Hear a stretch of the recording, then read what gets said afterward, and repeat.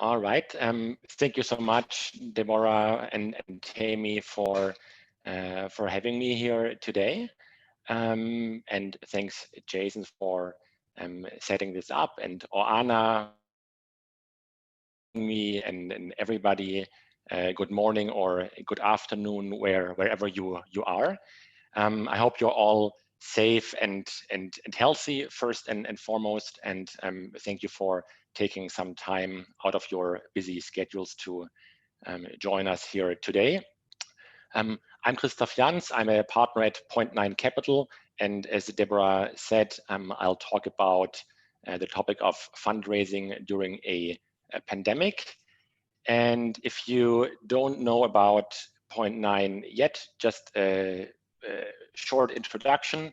We're an early stage venture capital firm focused primarily on B2B SaaS and B2B marketplaces.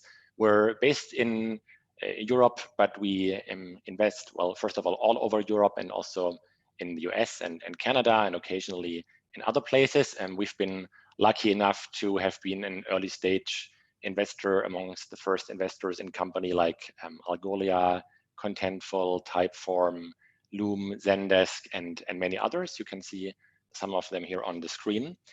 And here is a picture from what we call the Point 9 family at our last founder summit in Malta in October. And here is another one from a year earlier in Barcelona. And you can even see Jason here. Good times. Jason was kind enough to join us during that founder summit, and we're obviously hoping that we'll soon be able to do events like that in the real world, and until then we'll do virtual events. So what does it take to raise capital in SaaS? That's a question that we've looked at in the past many times, actually. You might have come across one of our SaaS funding napkins. There was a blog post that I wrote a couple of years ago where I tried to answer that question, what it takes to raise capital in SaaS, on a literal back of a napkin, and it kind of developed a life of its own. And so we produced some real physical napkins, and we did that again in the next year and in the year thereafter. And however, we have not yet created the pandemic version of that napkin. So like SaaS funding in a global pandemic is truly unprecedented. So we don't have that napkin yet, but let's try to approach that question. So let's take a quick look at the current state of things. And I think most of this is probably not going to be new to you. So we'll do this part pretty quickly. As you all know, large industries, large important industries such as travel, automotive, restaurants are down 40 to 90%. The US unemployment rate is expected to hit 25%, or if not 25%, then something in that neighborhood. Early stage financing deals seem to be down around 50% year over year. It's still a bit early, and there is a reporting lag, but I looked at the financings announced on Crunchbase between the April first part of May period and compared that to the same numbers a year ago, and it seems to be that the number of early stage financings is about 50% down. And private market valuations are expected to drop around 30% or anywhere between 25 or 35%. It's too early to tell. There haven't been enough rounds yet, or there aren't enough data points to really know. But I think this is what people expect, and what also happened in previous crises. Now, on the other hand, the NASDAQ recovered all of its losses from the big drop in March and is close to an all-time high. If you look at SaaS stocks specifically, they've been skyrocketing in the last couple of weeks and months and have gained, I think, I don't know, 15% or something like that since the beginning of the year. So no signs of any crisis there. Shelter in place and work from home drive demand for everything that's digital, whether that's in B2B SaaS, for tools around video conferencing, remote collaboration, or whether it's for consumers with like online fitness applications and Netflix and all of that. And maybe also to mention the good news, VC rounds are happening. So it's not like the market is dead. Maybe it was dead or almost dead for 2 weeks following the initial lockdown in early mid-March, where everybody was kind of shocked, but we're definitely seeing rounds happening, and we'll get into some more details in a little bit. But the question is really what's going on. On the one hand, the world is obviously not in a good shape, and there is a huge amount of human suffering, and I think that will continue to take a long time. I'm actually particularly worried about both the direct and the indirect consequences of Corona and COVID-19 on developing countries, both in terms of the direct health implications and like more indirect factors regarding food supply and so on. But we're not talking about that today. We're only talking about like the economic impact and what it means for founders to fundraise in a time like that.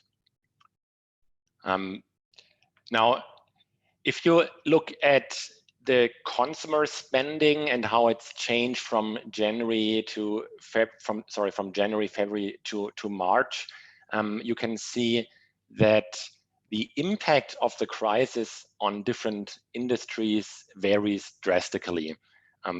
Like there are categories like sports equipment or fashion events, cars that are down drastically, and then there are other categories, and I've mentioned some of them already, that are seeing a huge increase in demand.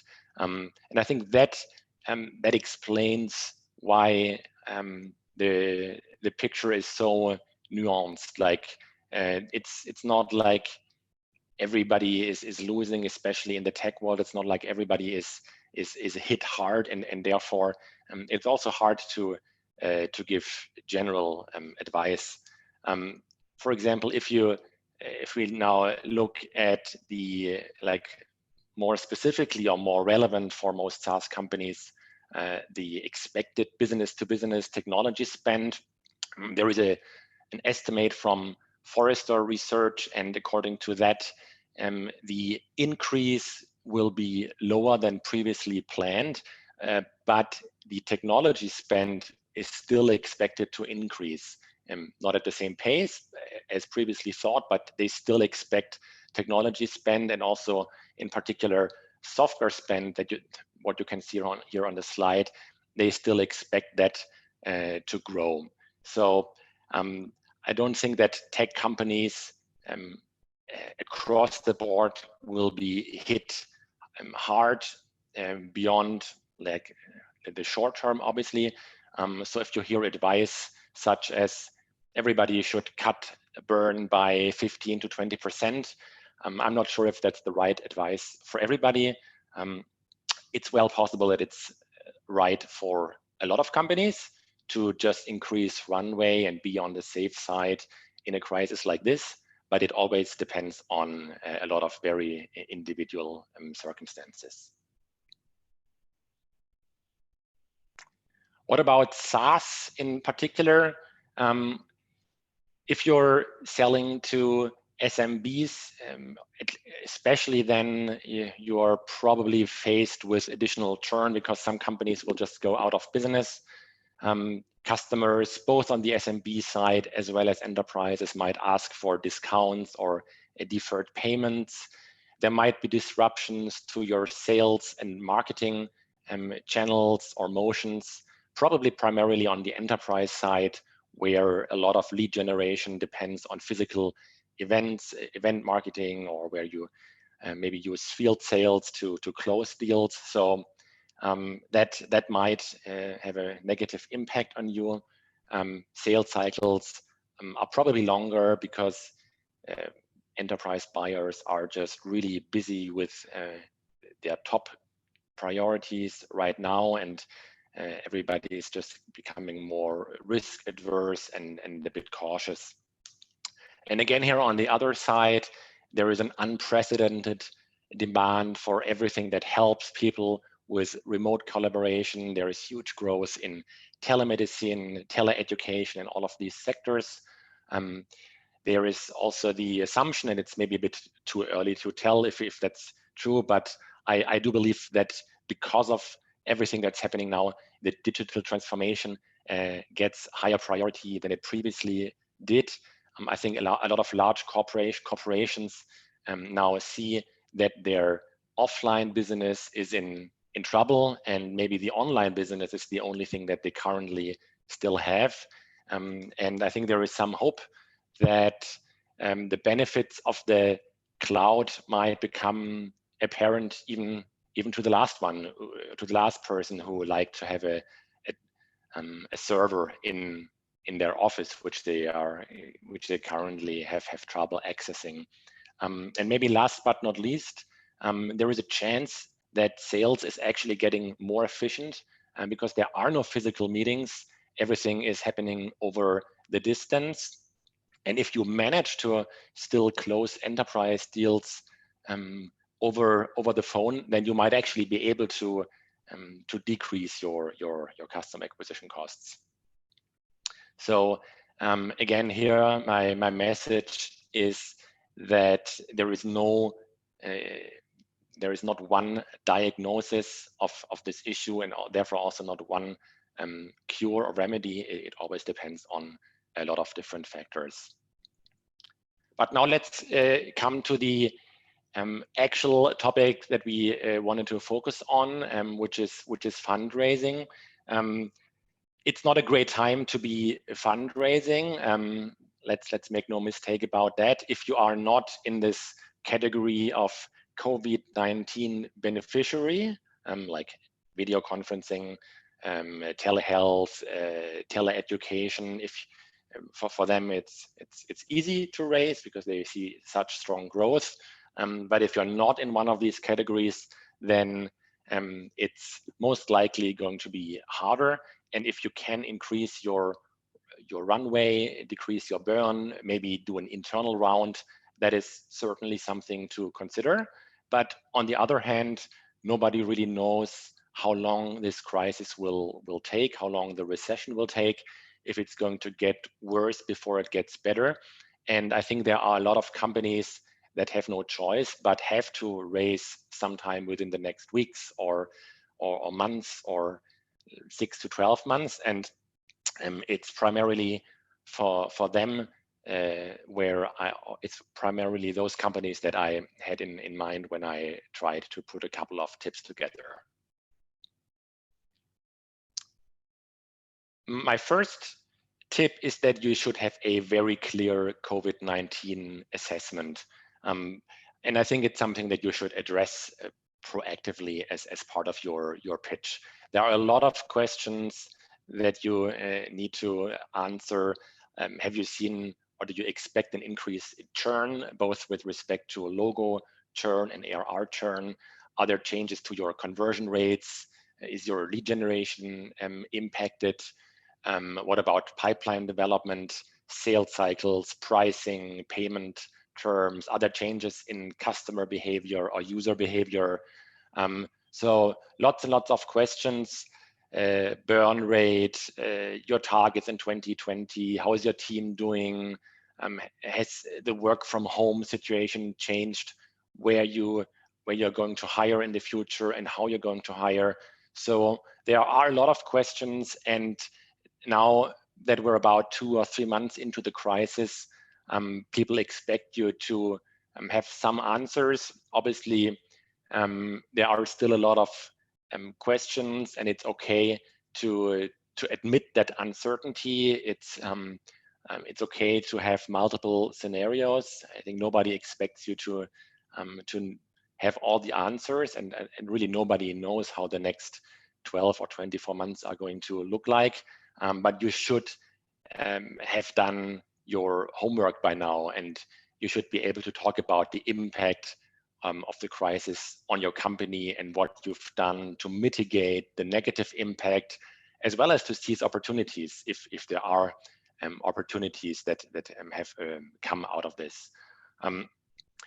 If COVID-19 has accelerated your growth, which it has in a couple of companies, and I mentioned some of the relevant categories here already, then that's awesome.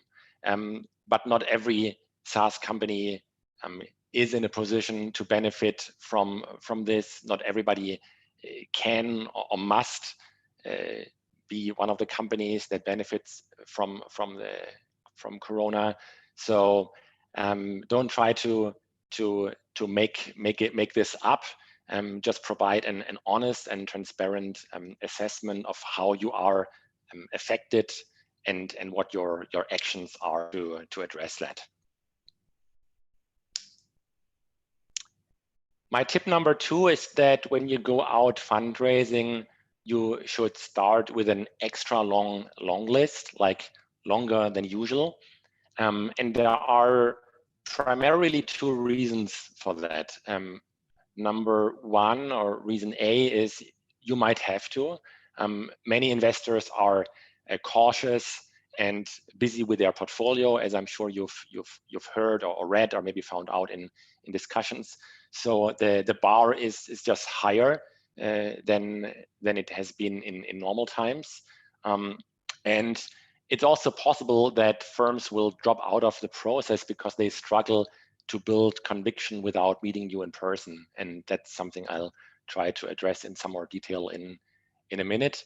But you just have to expect that you will get more no's or more people that go silent or are just not excited for various reasons. And that is a good reason to start with a longer list from the get-go. The good news is that you can. There is no thing, no coffee meetings, no dinners. The process is a lot more efficient, which means you can start with a much bigger long list and run a process where you talk to a much larger number of investors in parallel. And I have a nice quote here from Nimrod Priel, the founder and CEO of a company called Radical, which has very recently raised a round of financing. And Nimrod wrote a blog post in which he said, the one advantage you have right now is that there are no face-to-face meetings. So there is no commute, wait in the lobby, order coffee overhead. I fit 7 to 8 pitches a day while spending 7 hours with our 2-year-old and so on. I thought this was really nice. And we've also seen this in our own portfolio. Here is a quote from a company, from a founder of a company in our portfolio that has just closed a Series A. It's in German here, but I can give you the takeaway in English. And what he said was that the long list should be larger than normal as many investors drop out just because of the special circumstances currently. It took us 2 weeks less than planned to get to a term sheet. And without traveling, it's much easier to talk to many investors in parallel. So he actually kind of enjoyed the process more than the normal process with a lot of like meetings, travels, coffees, dinners. So there is a positive side to that as well. Now, If you have a very long list, then it's very important that you disqualify ruthlessly, and that's my point number 3 here. It's usually either love at first sight or never love when you meet investors. Obviously, there can be exceptions, but I think in most cases, either people get excited pretty quickly and then they do their work to confirm their assumptions, or they will just never get excited. I think if the initial excitement isn't there, then you can probably spend your time on other leads. So make sure that you focus your really scarce time on the best leads. And in that sense, it's not that different from an enterprise sales process where you also want to create a large top of the funnel, because that gives you then the opportunity to cherry pick the best leads rather than spending time with wrong leads that are just unlikely to convert.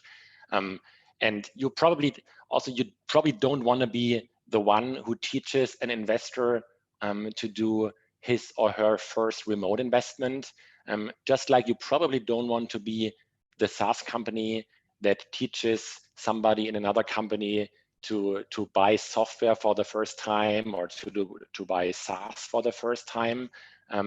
So you probably want to focus your resources on in this case now investors where you think they won't struggle with the process just because they cannot meet you in person. And I have another very nice quote on that topic from another awesome Point 9 family founder who a couple of weeks ago sent me a narrowed down list of what he said, the prospects that he thought were still realistic to write a term sheet. And then he said, my criteria for realistic is that they followed up with the right buyer questions a few days after sending data room and then scheduled a follow-up call. And I think this was really awesome. It's very rare that I've seen kind of qualification of investors with that clarity.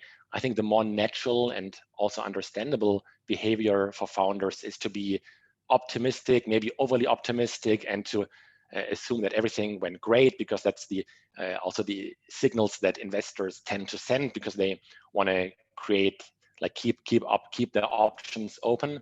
But I think it's really smart to try to really read the interest from investors realistically, and then just not waste time with the wrong ones and focus on the right ones, or maybe even change your plans if you come to the conclusion that this round is just not happening right now.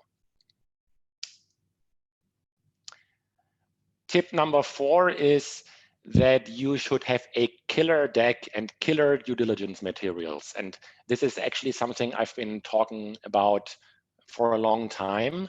But I think now that a larger part of the process is asynchronous, it's even more important that all of the materials that you share are in perfect shape. So you should have a data room with all the important KPIs, and that should be ready before you have the first pitch, because once you do, there won't be time to put all of this together, and everything should be either like obvious or self-explanatory, or there should be notes to minimize the back and forth clarifications.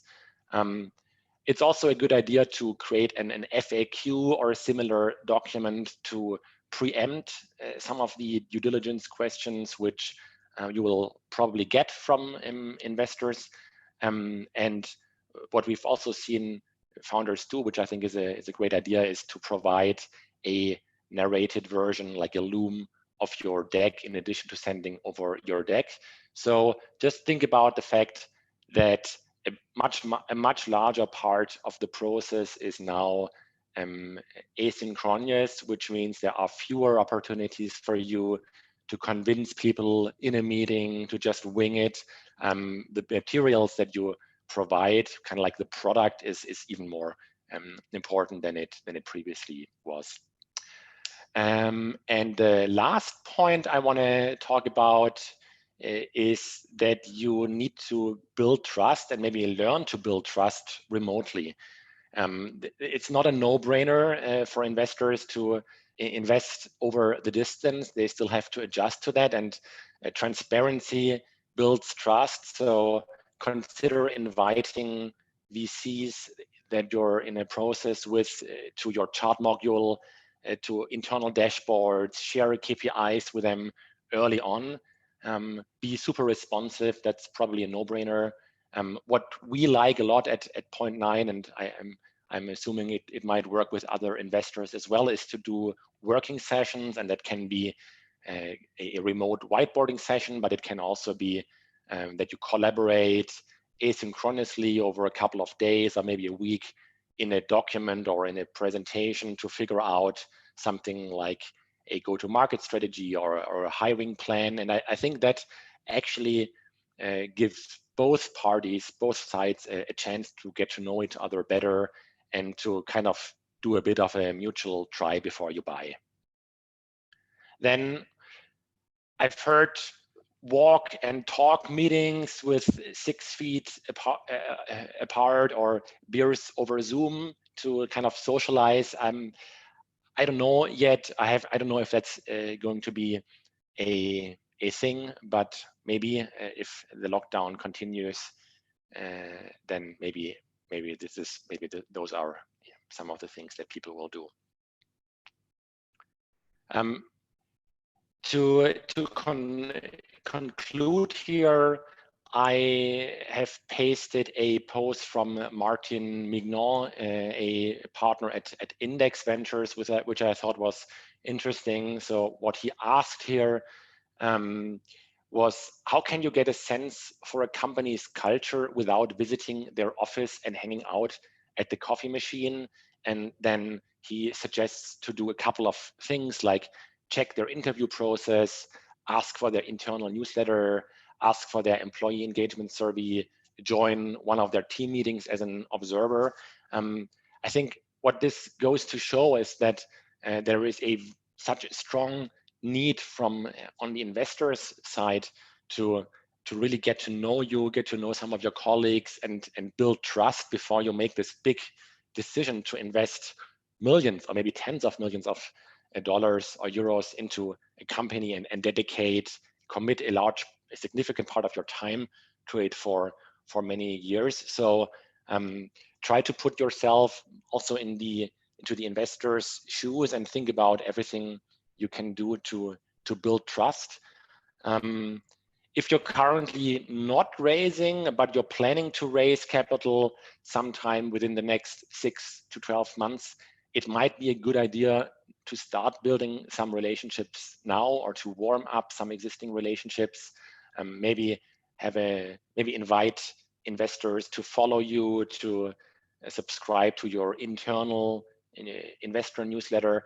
I'm usually not a big fan of this. I think in normal times, it's usually a waste of time to spend too much time with investors when you're not fundraising, because in normal times, you can just focus on your business. And by the time you want to fundraise, you set up all the meetings and you do your pitch and you compress everything in a tight process. And I think that's usually the best, that's usually the advice that I like to give. But I think in the current times, this might be a bit different, because developing trust is so important, and it's different and more difficult right now. So now might be the time to invest some more of your time into building these relationships ahead of when you need them. So just to wrap things up again, there are 5 pieces of advice that I'd like to leave you with. Number 1, have a clear COVID-19 assessment. Start with an extra long list. Disqualify ruthlessly. Have a killer deck and killer due diligence materials, and build trust remotely.